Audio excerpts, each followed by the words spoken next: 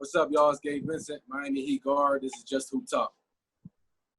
What's going on, everybody? Welcome to another episode of Just Hoop Talk. You're with Justin Henry, Will Thompson, Cody Demps, and today we have Marcus Williams on, UConn, ex-UConn guard, Nets guard, you name it. Marcus, my man, how's it going? Doing all right, man. How you guys doing? Hey, blessed to be here, man. Great. I'm looking forward to this conversation, man.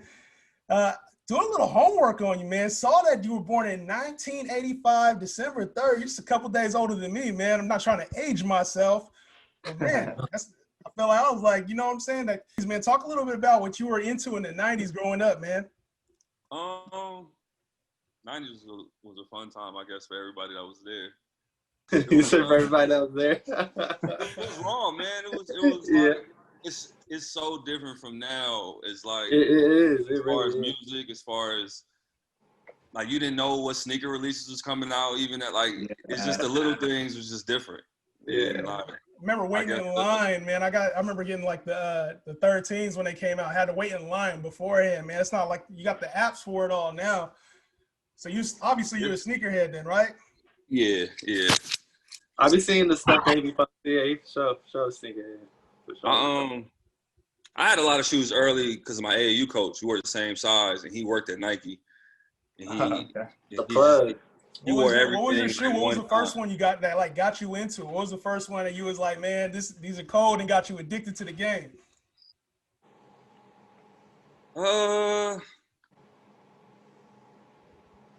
Probably the 11s. Yeah, The 11s. those are classics. And it's funny because I didn't even like the 11s when they first came out. I guess I liked them like later in the year. Yeah. Like when They had the growing. playoff color came out. And I was like, damn, these just kind of because I was so much on like pennies. Yeah. And I like pennies, and I was like, I don't even like these. What is this shiny? Like, I don't like the shiny Look stuff. weird. It's a little different. I don't like it. But by the time the playoff color came out, I was like, ooh, these is kind of dope. Yeah, when the breads came out, it was a different story. I had the pennies, the foam posits, man. Those are the ones I wanted, the all blues. Yeah. Those I remember are watching different. when Arizona played and seeing Bibby, like, damn, what's those? Yeah. And then there was no magazines, no like you didn't know what they were. Yeah, like, you months later. they couldn't find out. Yeah, the Slam magazine, that was like right when it first started getting popping too, and they used to have the shoes, the kicks in the back, but it wasn't like you had to get the East Bay magazine and scroll through it back then. Yeah. And now they got the sneakers app. They tell you all the releases, when they're coming out. They got people. What you buying lately? What's been a shoe of choice lately?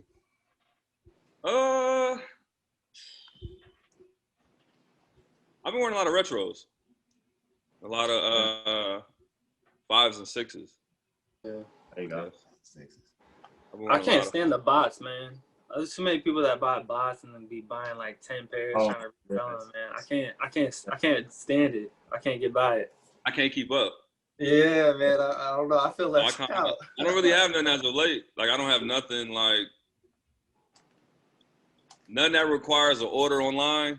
Yeah. I feel like you really got to get lucky if you're trying to do that. Or know somebody and you might have to pay a little more. It's like the resellers are killing the game, man, because you used to be able to at least have a chance to get what you want. It's like I tried to use the sneakers app just recently to get some shoes, man. It's like there's no point. I feel like you can't get the shoes that you really want anymore unless you're paying double, triple price. And it's like it used to just be like one shoe was like that. Usually, if you wanted the 11s, dead stock, okay, cool, you had to pay up. But now it's like every shoe you're paying double, triple price, man. Yeah, every Jordan 1, it's like, dog, you might as well wear Air Force Ones. All whites, like Nelly said. Nah, man. So I want to talk a little bit about, college days. Obviously, that's where I saw you playing. That's where a lot of people saw your breakout. What was it like there before the blow up, man? Because you're coming to a program, they had just won a national championship. Talk a little bit about your UConn experience, man, and just that overall, just being around that level of play. I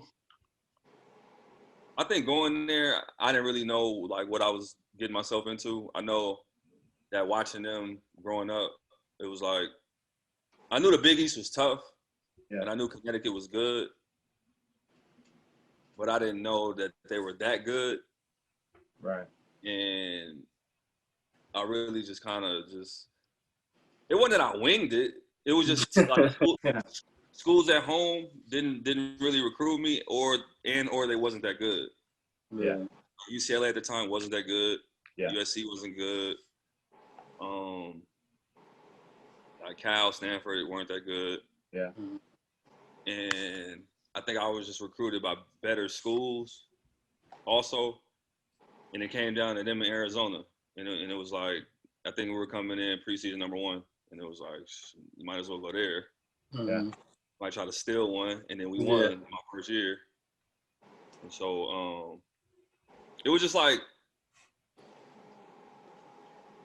I said, going there, I didn't really know what I was getting myself into. And I say that to say, like, that those teams were good as hell. Yeah, they were nice. Like, me looking back, like, I feel like I wasn't really that tapped into basketball like I am now. Like I really just kind of was like, all right, I'll go to UConn and play basketball. Like, sound good. And not like I want to go to school to play in the NBA. Like, or I was just like, fuck it. Like, I'm just go to school and kind of just, I guess the culture there kind of just took me step by step. You think most people like that? Nah. Nah. Especially not now because I think, like, you see a lot of success because of social media. You see, like, all right, I got to do this to go to the league, And I feel like I really didn't have, like, people to talk to or people that kind of went through that where I could understand what was going on. So I kind of, like I said, I was winging it. I was just kind of going through it as I was going through it. Like for you, because you were recruited, I'm assuming, heavily recruited, obviously, too. And it's like, because you had a lot of exposure, man. I think you played against LeBron with that Oak Hill team, too, right, on TV? Yeah. And so I committed to Connecticut. That's crazy. Like, you were able to just kind of play and wing it, man. But coming from a school like that where all you were doing was focusing on hoop, that's crazy, man. It was, Oak Hill was cool because, I mean, I had already committed to Connecticut before going there. And my parents was like, well, you might as well just leave and get ready to be on your own. Y'all might as well leave. Might as well get out of here anyway. Yeah, I feel you. So, I think me being on my own for that year, for that full year, and I think we played 6 home games, like 50 away games. Damn. And like we were all over the country. That's like crazy. Everywhere we walked into, it was packed. Everywhere we walked into, it was rowdy crowds. And I think that kind of, like, once I got to college, it was just like, this is. Yeah, that had to have helped you out, really right? It was like normal, coming right? from like a regular high school, like that crowd, then going to a college crowd could be a little different, I guess, at first. If you can't adjust. But it was just like, I already done played in that. Like, we played LeBron on ESPN. We played like a lot of games in arenas. I was like 15,000, 20,000. I was sold out. Like, and so by the time we got to college, that was nothing. Big East tournament was nothing. Like, playing in the Big East too. Like that, the talent level was probably crazy back then. Like I said, I didn't really know what I was getting myself into.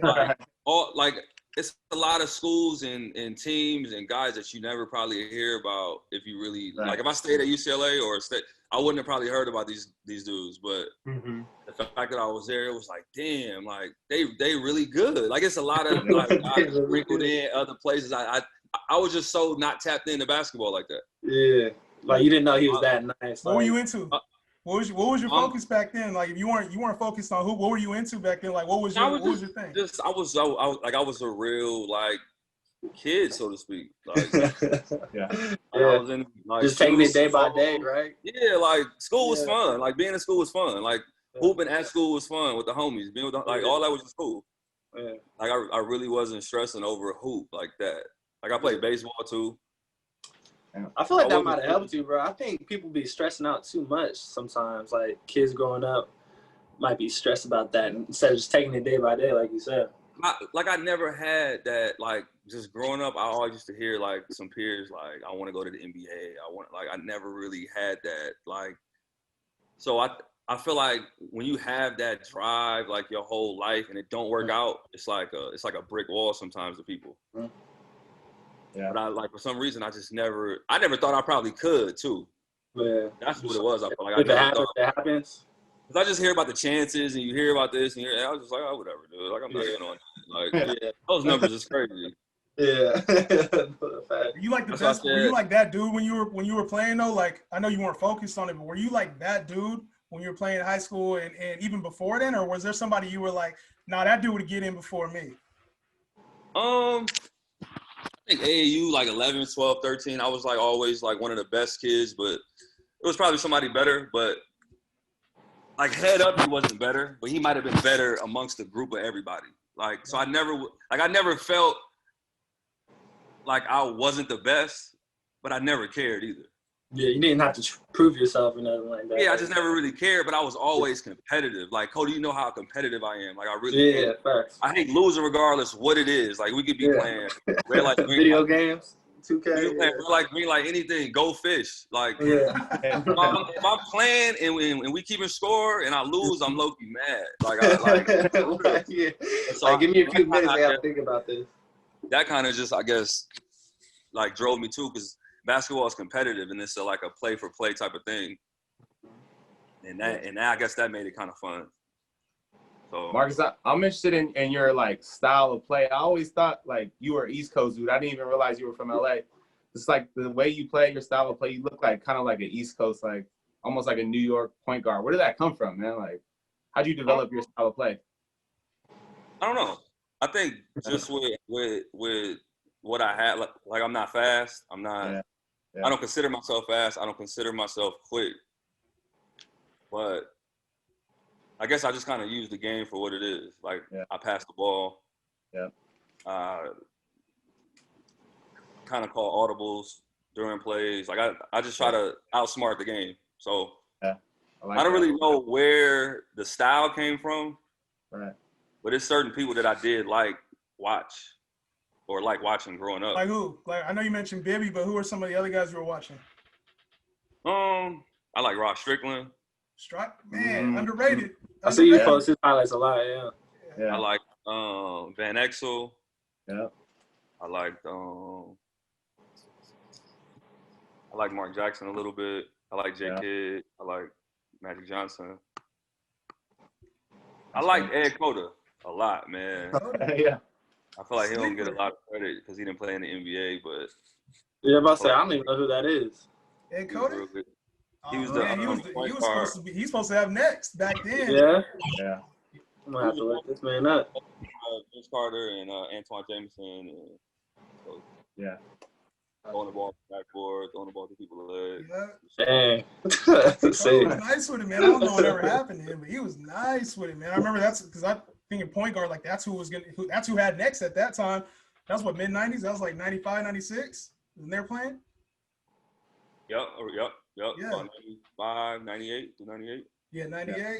Man, so one thing you mentioned a couple times that you didn't have the heart for basketball, and then you went to UConn and you realized things changed. So for you, like, what was that second switch when you were like, all right, I need to take it serious now, and now it's time to go? Like when the skill met the mindset, what was that like for you? Like when was that moment? When my name started being attached to NBA. Mm-hmm. When I started hearing that, like during my sophomore year, I'm like, NBA. He said, hold up. He said, hold up. That's crazy. Yeah. It still was like, it might be fake. But it was just like, damn, like, that's kind of cool. Yeah. But it still never really clicked probably until like the end of my junior year. I remember Calhoun called us into, me and Rudy and Josh Boone, into his office. It was just like, what's y'all take on leaving school? Like, what you think?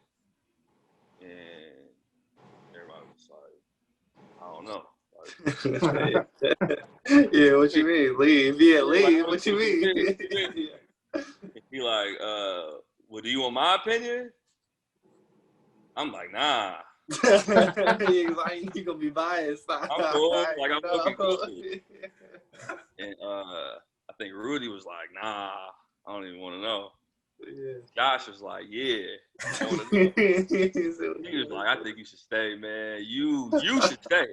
You should leave. He said you should stay. Shit.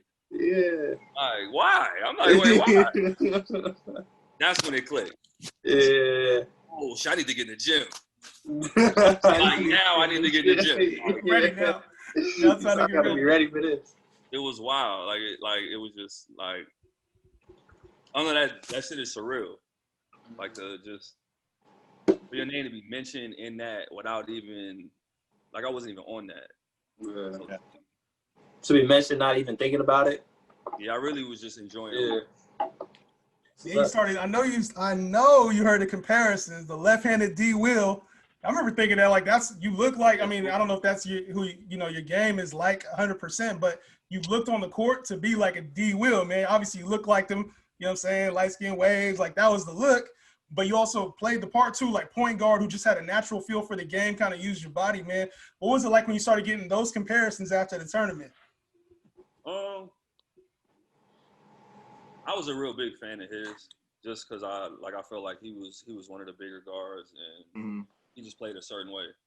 Yeah, like he played outside of him being good, he played smart. Yep. Yeah, man. He just played a certain way, so it was appealing to watch.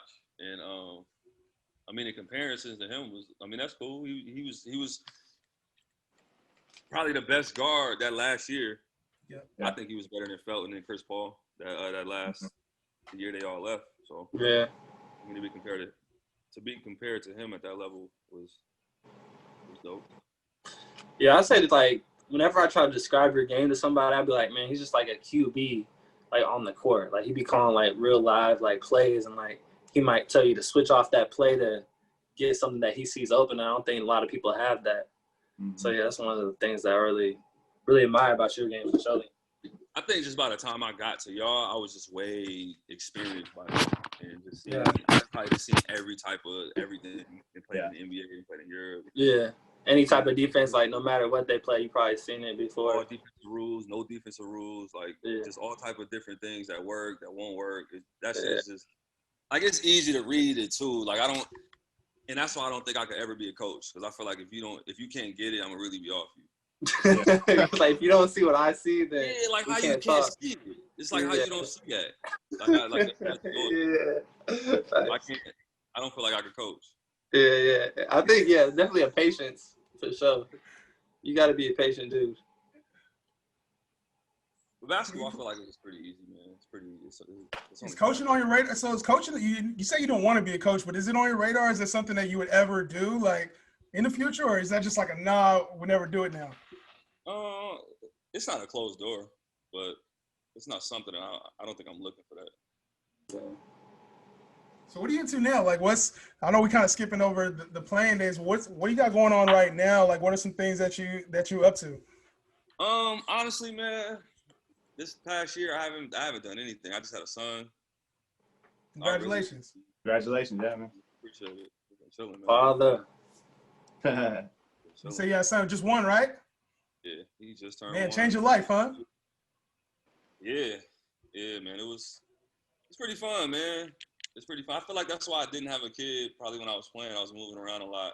Yeah. And it was just like, I felt like I might not play again. Yeah. But then now after sitting, I feel like I can still play. I started working out again, started playing again. And, there you go. But like if I do get in shape by like January, I'm gonna see if I could go to Europe or something. But what's it like being a father, man? It's not as bad as people say it is, but it is. Yeah. Like, it's not bad. Is it hard? Like, be real. Tiring, is it hard? man. It's just tiring. Yeah. It's just No tiring. sleep. No sleep. It's not even that. It's just you gotta sleep kind of when they do. I ain't on that. Yeah, okay. Like during the middle of the day type? Yeah, like when he randomly fall asleep, I gotta go to sleep too. You gotta get your rest in. Yeah. And so I'm up all day. He took 2 naps. He fired up. Like, yeah, he ready to go. No matter what time it is, either. No matter what time. Waking up, fired up. Yep. I got 3 boys of my own, so I know the journey you're about to go through, man. I'll tell you this. It's fun. It's fun when they get older, but there's even more in store for you right now, man. Like, it's a crazy I journey. see it already. He moving everywhere. He won't sit Bruh. down. There's no chill. I got gates up in the crib now. Like, He can't let him go certain places. he everywhere, dog. He getting in the toilet, splashing water. Oh man. Doing. What is you doing? So, You still be playing 2K? I kind of been off it, man. I've been waiting for the P5. Me too. I got PlayStation or Xbox? PlayStation. Okay. I've been kind of playing Warzone a lot lately. Okay. Warzone. I know Cody be on the games too. Yeah, man. I don't be playing Warzone that much. I like the search. I like the domination, the demolition. I don't know why. But yeah. I've been, yeah. Man, I don't know why. I feel like Warzone be taking too long. I can't be just like running around. Yeah. I feel like Warzone is more like it's more of an IQ and skill type of game. Like you gotta like for real. Was he throwing a little shot there at you? No, it's not even that. Yeah. I'm just saying in general. Like yeah. It's highlights of people doing all the time. I'm like, damn. Mm-hmm. I was talking to this kid, bro. He was like, all right, we got to go a certain way because the circle is about to end up right here. So we got to go around the back way, blah, blah, blah. I was like, oh, strategy, man. Yeah, I was like, just lead the way. Are you streaming a lot of your stuff? Like, are you on Twitch? Yeah, I was streaming a little bit last year. I stopped because I ain't really been playing. But once the PlayStation 5 come out, I'll probably start back up. We got a boy we play social, with. Like athletes and social and stuff right now. Like, because esports obviously is getting huge, man. Like that's a whole different thing coming from where we were. You know what I'm saying? Like our era, we were playing. You had to go to somebody's house to play the game, right? You had to go get the controller, get the game, put the disc in, and now everything's online. You can't even like play at the same PlayStation or Xbox no more. What's your thought? Huh? You never doing that. Ain't happy. I think the only people that probably do that is people that play Madden. I used to have the multi-tab, bro, for the PS2, so I could get, like 6 controllers in at the same time. That was the only time back in the day. Yeah, that was back in the day. Nobody's even playing Madden now, and it's like you have to, in order to do the franchise, we used to do a franchise and draft at the same PlayStation. Now you have to do it online. And it's crazy because the game has evolved so much, man. Are you tapped in with kind of the social media aspect of what's going on right now? Or is that something I know you said it like a year ago is when you were really tapped in, but is that something that you like want to do or that you believe in? Actually I thought about this guy that I've been talking to. He's starting this esports program where he's like a professor and you can get a master's degree from it. So I was actually thinking about taking that class, and because with knowing all that information, I feel like, and knowing with people he knows and who he deals with a lot of the top esports companies, a lot of the top esports teams, the 2K League, and so I feel like if I could just get that degree or the master's in that might actually. That might actually be fun because I'm actually in the games. I'm at actually a couple games. So and that industry is growing. Yeah, it's. I mean, the 2K League itself. That's not even like it was on ESPN. Yeah, that's true. I feel like it's not even that big yet. Like it's still growing. Yeah. I feel like you don't have much time with a 1-year-old, man. Huh? I said, you ain't gonna have much time to game anymore with a 1-year-old, man. They're gonna end up taking. What's your son's name? Cruz. Cruz. You're gonna end up taking over the screen, man. Yeah, man. He already is. Yeah, but he gonna be gaming with you, watch. He already is. He already is. Oh man, the esports thing is crazy. But a little bit about your playing days too, man. Talk a little bit about because you played overseas a lot too. What was that like? I see the resumes heavy, man, just all over the country. Like, where was your favorite place to play? I think to play probably was in Serbia, in Belgrade. Oh, wow. But to live was probably in Spain. In Spain? Yeah. What was out there? In Spain, it was like the south of Spain in a city called Malaga. It was like right on the water. It's Yeah, but I'm saying they got beaches, right? Beaches like super nice. it's just like LA. It's just like Yeah. LA. Weather, Man. beach, food. It was dope. It was super dope. They gave us nice places to live, like big ass houses on the water. It was dope. Bro, did you see that 7'2" kid? That 7'2", like 16-year-old kid from France? He had like that. Playing against Gobert.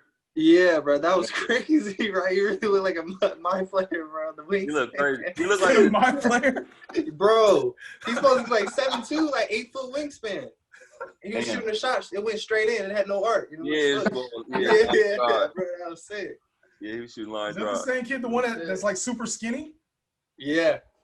I just started seeing like the little clip of him playing one-on-one like this past week. He like 16. 16. Which is crazy. 7'2", 16, that's crazy. Yeah, that's wild. With skill, though. Belgrade was fun, though. Belgrade was fun.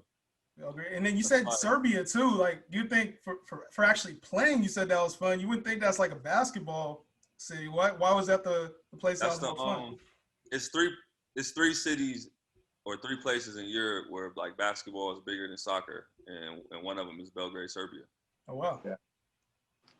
There's a lot of players from there, right? Like obviously Vladi and Peja and a lot of other players too.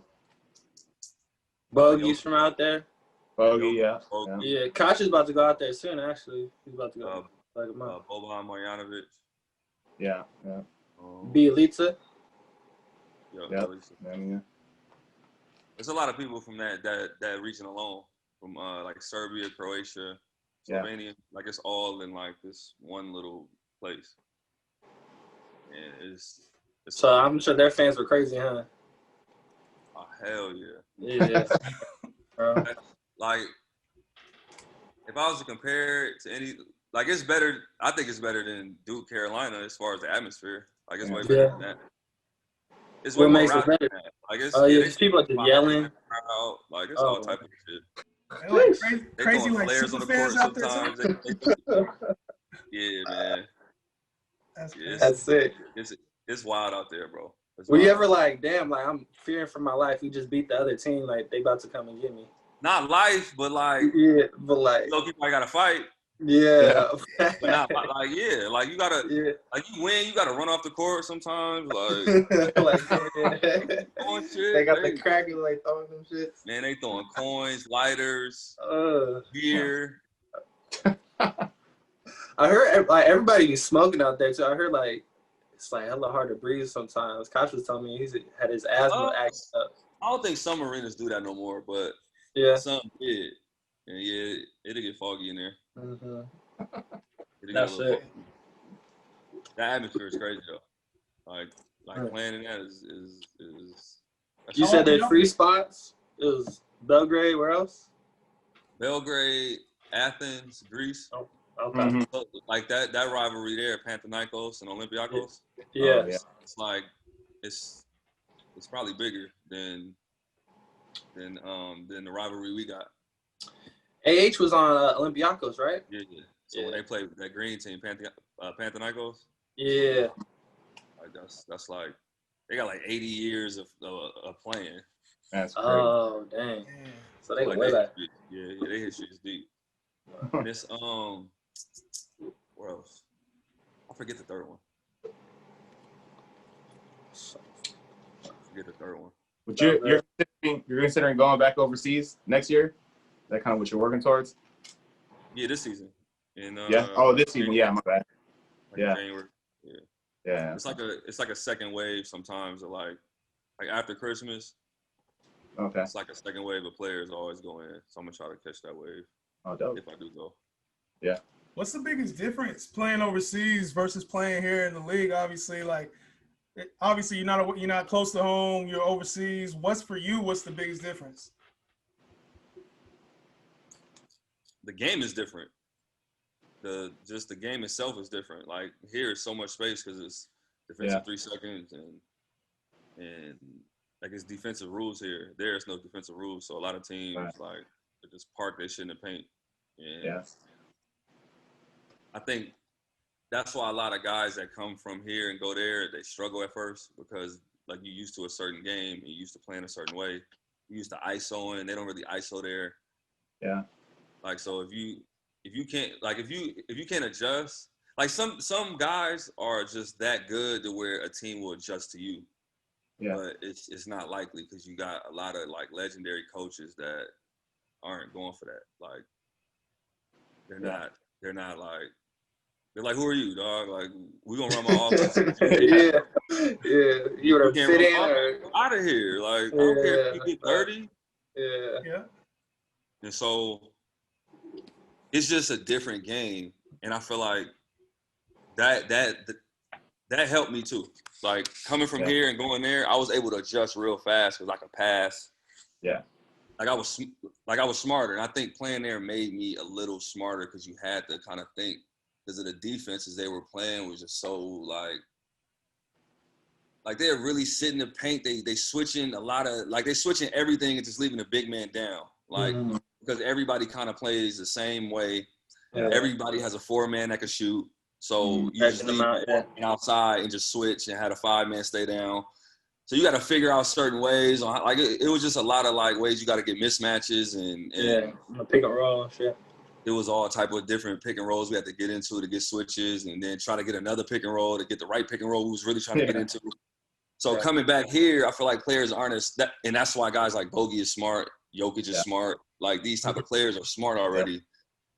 And so I feel like when I came back home, it was like, damn, this shit is so easy, dog. Like, y'all, like it's low key, like it's slow basketball here. Yeah. It's all athleticism, and I'm just faster than you, and I could just jump higher. Like, it's no thinking involved. That's crazy. You notice that with a lot of the young players too that grow up over there, and then players that grow up over here, they play the game differently. They're smarter. That's exactly what it is. Like, like I keep saying Jokic, man, because like, he's not fast, man. He's not smart. Oh, no. Double, man. He's shooting one leg. Yeah, man. He's got game. He got game. And I played against Jokic that year when I was in Belgrade. He was like 18, 19. Wow. And Bobby Marjanovic was on my team that year, the 7'2" dude, 7'3" dude. And he was giving him fights. Like, he was giving him fights. He was giving him fights, dog. It's like, he was 19. I know, and he was sick too. All them little fat pics you see, like, he really looked like that. Like, like the fat face, the little flabby arms. The baby fat. And the team he was on, like, it was like a farm team. Like, so he played the whole game, 30 and 20, 28, 22. I'm like, look at this little fat kid. Like, putting up numbers. Firing a jumper over his head. Like, and when he played us, he could pass. Like, they had him at the top of the key, and they really was just running like, he'd dribble at you for a handoff. If you overplayed it, they cut back door, he threw the bounce. He'd hand it off. He might not hand it off. He'd get into his post game, shooting fadeaway. I'm like, damn. At 18, 19? They was like, yeah, he's supposed to get drafted. I'm like, for real? I start seeing him a little more. I'm like, yo, he's nice. Yeah, he got some he's gonna be nice. And I think like his first year he didn't really do nothing. His second year he went crazy. Yeah, that's crazy. I was like, you can just see it. Like he's smarter than a lot of people in his position. Yeah. I remember people were mad. Luka's too.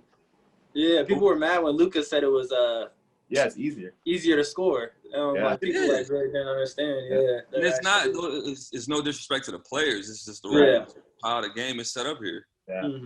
And nobody here is playing defense. Like, it's a lot of people in Europe that play defense hard. That might they just play hard. Period. Yeah. Isn't that like their only thing? Like they just bring them in just to. They listen, man. Good teams in Europe is playing 10 people. Yeah. Yeah. Like, they're playing 10 people. Like, good teams, the point guard is playing 20 minutes out of the 40. Yeah. And it's another point guard that's just as good as you. That's nice. Or he just bring a little different something to the game with his unit. Like, he might not can score as good as you, but when he go in, he pick up full court, and they already got it's 2 dudes coming off the bench that can score, though. Yeah. So they're not even worried about scoring. They just know I'm not picking up full when I'm in. So We need somebody else who's gonna play. You know what I'm saying? Yeah, who's gonna switch it up? Yeah, he'll do They something try to different. fill in, just like these teams try to fill in different type of players, and they end up with 10 guys, 10, 11, 12 guys that can play. Do you think the NBA will ever come back to that, or is it just too much? People like scoring too much in the NBA that they'll always leave the rules like that. I mean, I don't know if any rules are changed, but I feel like it'll always be for entertainment value. It'll never be a game. It'll always be to appease like a crowd. The fans, yeah. This is a dope combo, man. Finesse. You probably got some crazy stories that we ain't even heard yet. Nah, yeah, I got man. I done seen a lot of stuff, man. I've seen a lot of stuff. Being everywhere, man. I've been everywhere. It's crazy, man. Nah, who's your favorite player? Like, I want to know who's like your favorite player to play with, because I'm sure you play with a lot of different players. We talked about, J Kidd, obviously, but like, who is your favorite player to play with in the league? I think probably like as far as on the court, like on the court, not like maybe like friends or no, but just like on the court, your favorite player to play with. Probably Zebo.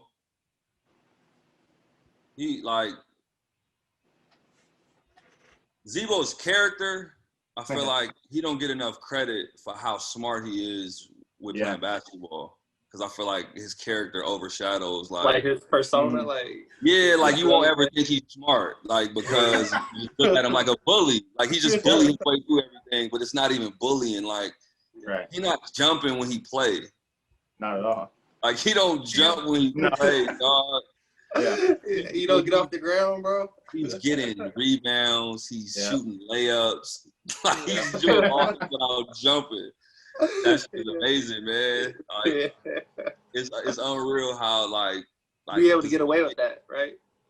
He like the position he be getting on people, like it's just he's like it's crazy, man. He's strong, and I really feel like that's all IQ. Like so true. You think you he just gained that big over guys time? love like that, man. You see what has him, like the respect that dude has in the locker room just for his knowledge of the game. I feel like a lot of times the big guys don't get the love that they deserve on the court.